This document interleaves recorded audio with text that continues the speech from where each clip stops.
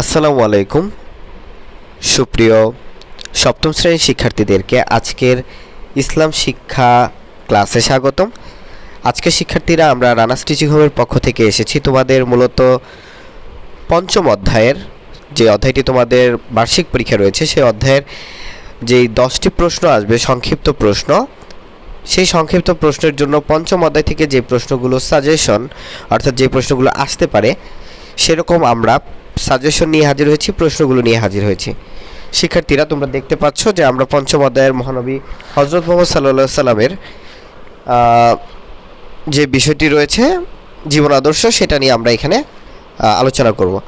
তো দেখো প্রথমে আমরা চলে যাচ্ছি এবং আরেকটা কথা বলে নেই, সেটা হচ্ছে এই ক্লাসগুলো সাজেশন ক্লাসগুলো সবগুলো পূর্ণাঙ্গভাবে পাওয়ার জন্য তোমাদের অবশ্যই রানা স্টিচিং হোমের প্লেলিস্ট চেক করা লাগবে। তোমাদের যেই সপ্তম শ্রেণীর প্লেলিস্ট আছে সেখানে তোমাদের বিভিন্ন সাবজেক্টের সাজেশনগুলো আছে।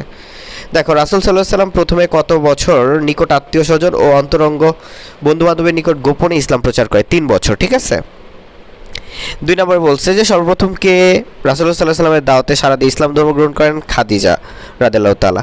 কার আচরণে সাফা পাহাড়ের পাদদেশে রাসূলুল্লাহ সাল্লাল্লাহু আলাইহি সাল্লাম কষ্ট পেয়েছিলেন? আবু লাহাবের। কুরাইশদের নির্যাতন সর্বপ্রথম কে শহীদ হন? সুমাইয়া রাদিয়াল্লাহু তাআলা। মহানবী সাল্লাল্লাহু আলাইহি সাল্লাম কুরাইশদের অমানবিক নির্যাতন থেকে পরিত্রাণের জন্য অসহায় মুসলিমদেরকে কোথায় আশ্রয় নেওয়ার নির্দেশ দেন? আবিসিনিয়ায়, ঠিক আছে। তারপরে দেখো মুসলমানদের আবিসিনিয়ায় হিজরতের সময় সেখানকার বাদশা কে ছিলেন? বাদশাহ নাজ্জাশী, ঠিক আছে। মুসলমানদের শক্তি বৃদ্ধি পাওয়ার কারা মহানবী সাল্লাল্লাহু আলাইহি সাল্লাম ও তার অনুসারীদের বয়কটের সিদ্ধান্ত নিয়েছিল? কুরাইশরা। কত বছর পর কুরাইশরা মুসলমানদের অবরোধ প্রত্যাহার করে? 3 বছর পর। আল্লাহর দিদার লাভে কে মিরাজে গমন করেন?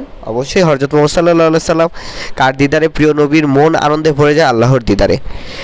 রাসূল সাল্লাল্লাহু আলাইহি সাল্লাম নবুয়তের কততম বছরে মিরাজে গমন করেন? 10ম বা 11তম বছরে।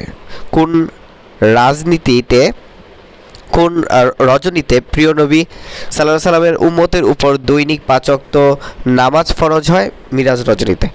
নামাজ আমাদের জন্য কার পক্ষ থেকে উপহার? আল্লাহর পক্ষ থেকে। কত খ্রিস্টাব্দে আকাবার দ্বিতীয় শপথ অনুষ্ঠিত হয়? মনে রাখতে হবে 622 খ্রিস্টাব্দে। কোন শপথের পর মদিনায় ইসলাম দ্রুত প্রসার লাভ করতে থাকে? সেটা হচ্ছে আকাবার শপথের পর। মুহাম্মদ সাল্লাল্লাহু আলাইহি সাল্লাম কোথায় হিজরত করেন? মদিনায়। কত খ্রিস্টাব্দে রাসূল সাল্লাল্লাহু আলাইহি সাল্লাম মদিনায় হিজরত করেন? 622 খ্রিস্টাব্দে। হিজরতের সময় মহানবী সাল্লাল্লাহু আলাইহি সাল্লামের সঙ্গী কে ছিলেন? হযরত আবু বকর। ইসলামের দ্বিতীয় খলিফা কে? হযরত ওমর রাদিয়াল্লাহু তাআলা। এরপরে খেয়াল করো তোমরা, এখানে আমরা আরও দেখব যে হযরত ওমর রাদিয়াল্লাহু তাআলা কখন ইসলাম ও মুসলমানদের গুরুতর শত্রু ছিলেন?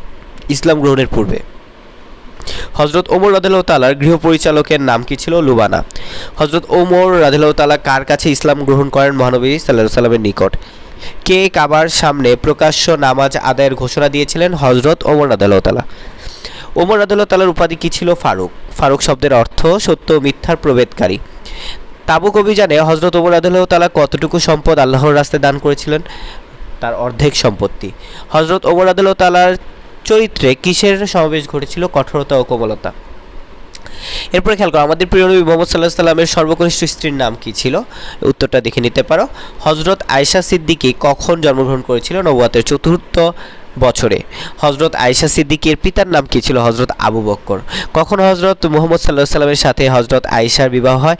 নবুয়তের 10ম বছরে। একমাত্র কার ঘরে থাকা অবস্থায় রাসূলুল্লাহ সাল্লাল্লাহু আলাইহি ওয়াসাল্লামের কাছে ওহী অবতীর্ণ হয়েছিল? হযরত আয়েশা সিদ্দিকীর ঘরে। তারপরে দেখো বনু মুস্তালিক যুদ্ধে মহানবী সাল্লাল্লাহু আলাইহি ওয়াসাল্লামের সফীর সঙ্গী কে ছিলেন?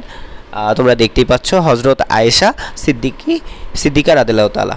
বনু মুস্তালিকের যুদ্ধ হতে ফেরার পথে হযরত আয়েশা সিদ্দিকী রাদিয়াল্লাহু তাআলার কি হারিয়ে গেল? গলার হার। নারীদের মধ্যে সর্বাধিক হাদিস বর্ণনাকারী কে ছিলেন? হযরত আয়েশা সিদ্দিকী। হযরত আয়েশা থেকে কতটি হাদিস আয়েশা রাদিয়াল্লাহু থেকে কতটি হাদিস বর্ণিত হয়েছে? 2210টি হাদিস।